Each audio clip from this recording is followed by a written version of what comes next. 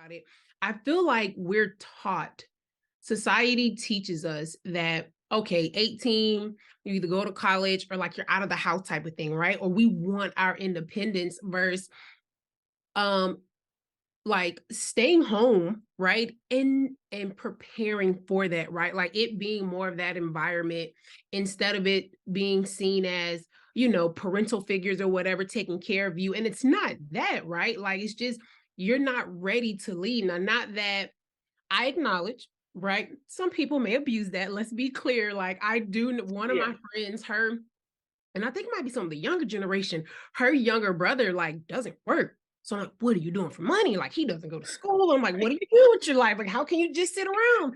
And like I can see if you're trying to figure out what you want to do, right? But like even then, you have to have a means to have some income. We're not saying, and I'm not saying we, but like being in wanting to have some independence, right? And even be helpful in the household that you're in. Like I don't expect anything to be free, but I think as a society, we have a bad habit of wanting the independence or wanting to be grown so fast that like we don't take the time to stay home where we could save money, right? And just kind of figure out, like you said, what is it that I can do that I can make money, but I can also be fulfilled and I can also not have resentment and be bitter because there's so many people walking around with just nasty attitudes and like, hey, we all have choices.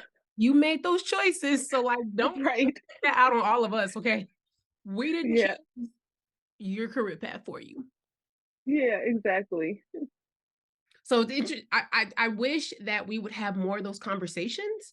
And I am definitely guilty. Well, no, I'm not. No, let me take that back. I remember telling my parents, I remember telling my mom, oh, I'm never moving. I was like, I'm never moving out. I remember telling her that. But then I think just life happened, right? Like I'm from Georgia, Savannah, Georgia. And then like I went to school to Nashville, Tennessee. And then after that, just getting a job. So kind of naturally it happened. Versus, I will not lie. I had school loans being out of state and like you said, finances being tight at home. No one could help me pay for school. So yes, it was school loans that I took out. But I crunched those numbers my last semester and I was like, okay, I got a car note. This what my school loan's gonna be. This the minimum amount of money that I need to make. And I was like, if all else fails, find a job in Savannah, stay with one of my parents, and like pay off my debt, right? And kind of like dig myself out of the hole. But so I can say I guess I wasn't so eager, but life just kind of pushed me that way versus everyone doesn't have that luxury, right? Yeah. And I think, your brain's not even fully developed till you're 26 years old. And if that's the case, and then on top of that, you lack exposure, right? Because I graduated college and went and moved to New York, and I crunched my numbers too. And I thought apparently I didn't crunch them right. You just go ahead because I did not account for, like medical expenses, emergencies, things like that. And I quickly found myself in a negative financial space. So I think it really all just boils down to exposure and then the type of personality that you have, nature versus nurture, and also just like it, I think if everybody had the opportunity to explore what they would consider a passion, if money was not a thing, even though it is, right, then I think everybody would have more people would have drive. Not everybody, more people would have drive if they had the opportunity to be exposed to something that they truly enjoy, which just comes with exposure. Yeah. Yeah.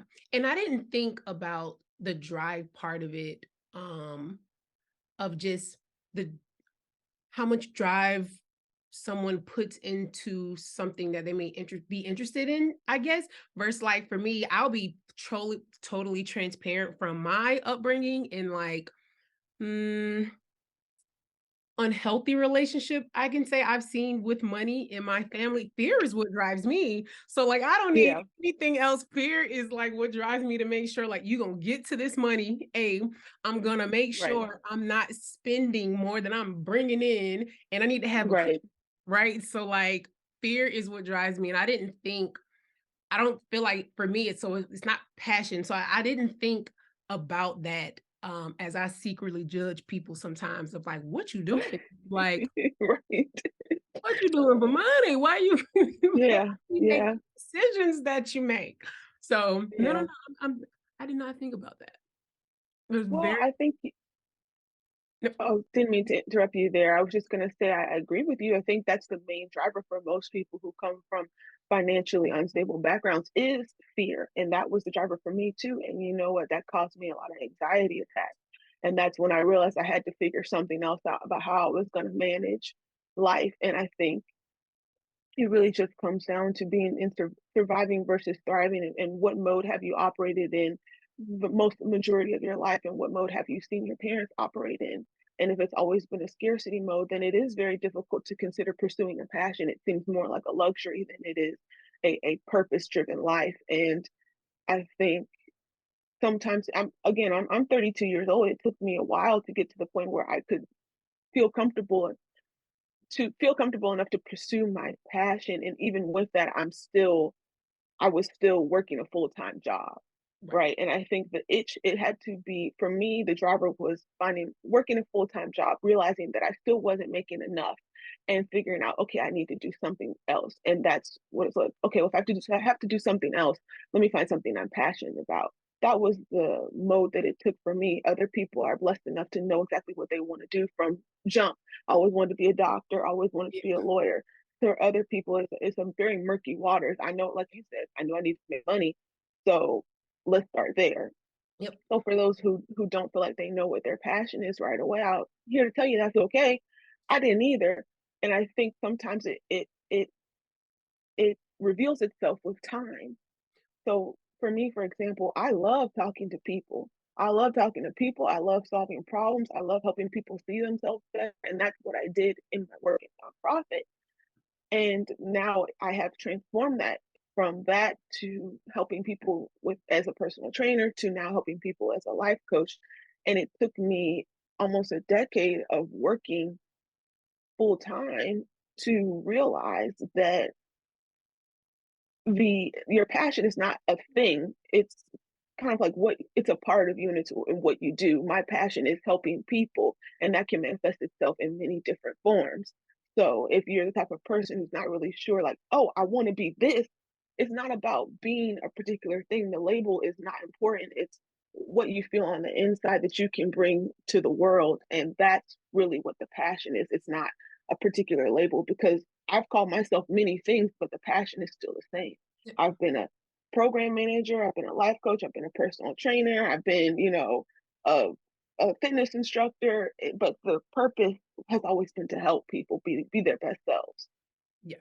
I'm glad you said that because I definitely want people to acknowledge that it's never too late, right? Like you said, it took you 10 years, right, working, and you mentioned this earlier, and it ties into what I feel like to my core is something we don't know what we don't know, right? Yeah, And like, and I know for me specifically, I can't fault my parents because they didn't know what they didn't know, right? And I mean across all facets, mental health, yeah, physical health, like financial health, like yeah, literally, right? Like I acknowledge that. So like people definitely realize like you're not stuck in what situation that you're in.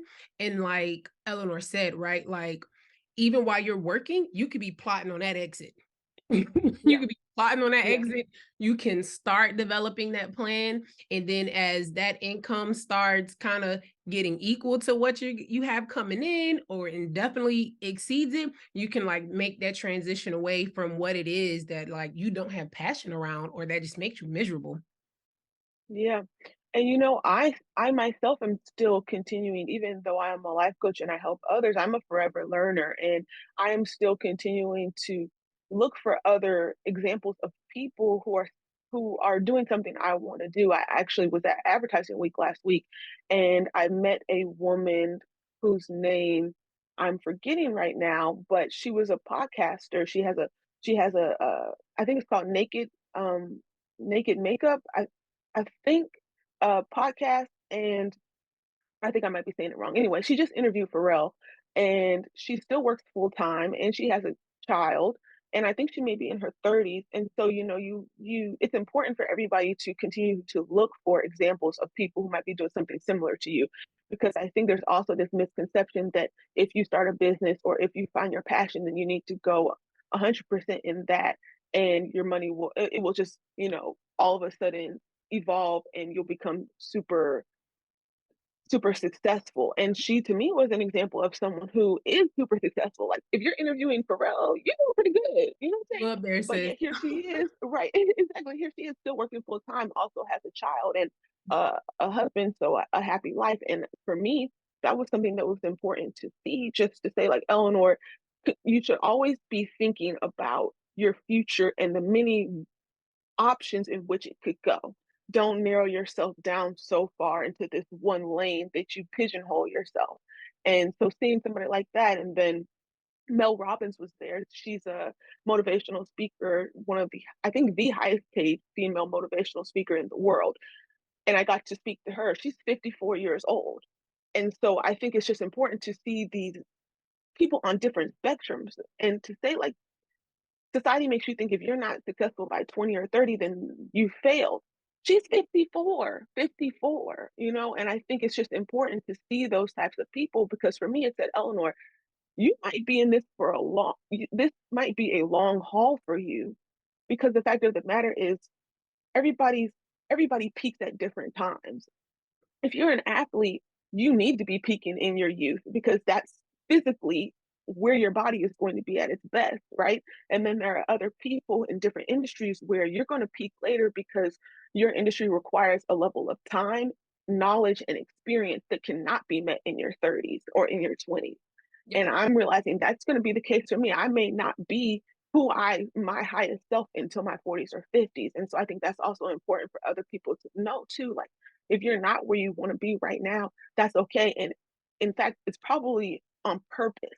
I think God has a plan for all of us in a very particular way because we need to experience certain things so that we can evolve into the person we need to be the successful person we see in our dreams. Yes. 1,000% along the lines of, like, everyone's timing and journey is different and what that may look like, and I also acknowledge too that well, not acknowledge, but, like, that is what I the vision that I see for a broke to rich community space, right? Is to like see people at all these different levels, right? As you mentioned, because somebody who they don't even know where to start, right? So that's part of what like I want these interviews to be inspiration for people to be like, man, I don't know what to do. So give them some how to's. You have people on their journey as yourself, right? That's like working that. And then you have the people eventually we'll get there we're up there interviewing, right? Like people in their peak that's like looking down, not looking down, but like Exactly. looking down, right? To teach other people. So like that definitely, I love that you said that because that is the goal of Broke to Rich community space is to build to build it a platform where like people can get encouragement from each other, right? Like they can share their journeys and they can see because a part of it too, social media can be misleading, right? Like social media is society now. Social media is a lie. Okay. Just yes. So it gives us these false perceptions, right, of like how something should be or what it should look like, right? Whereas, like you say, everybody's journey is different. Yeah. And what may be all glamorous, right? Like, and I feel like they don't show that other part of it, like you said, right? Like the lady that you mentioned, right? Like sis is a mother, she is a wife, she's still working full-time job, and a podcast is is work in itself, right? So like Mhm, we mhm. have to have those examples to help us there.